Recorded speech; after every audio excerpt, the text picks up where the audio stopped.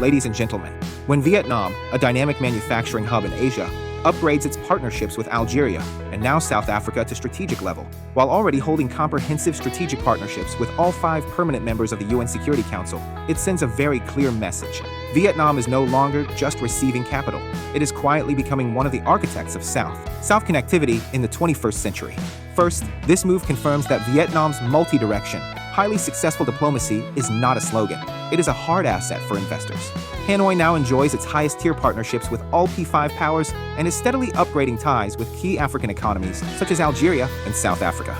These relationships create a dense network of political trust, double tax and visa agreements, and market access working groups that lower geopolitical risk and transaction costs for foreign investors operating out of Vietnam.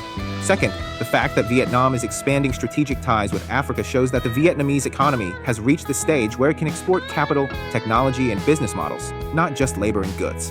Vietnamese leaders explicitly encourage investment in agriculture, energy, and high-tech projects in Algeria, while private champions like Vingroup are being allocated 6,300 hectares of land in Congo to build a green megacity and deploy electric mobility at scale.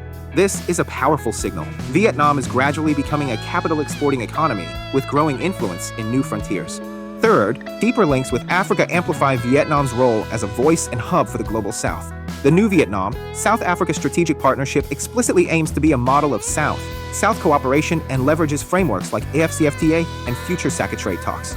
For investors, this means one production base in Vietnam can increasingly serve 2 fast-growing continents through a web of preferential trade routes and political goodwill.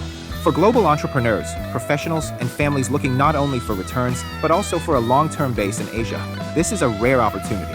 Enter Vietnam now, while it is still being priced as an emerging market, even as it quietly connects your capital to both Asia and Africa.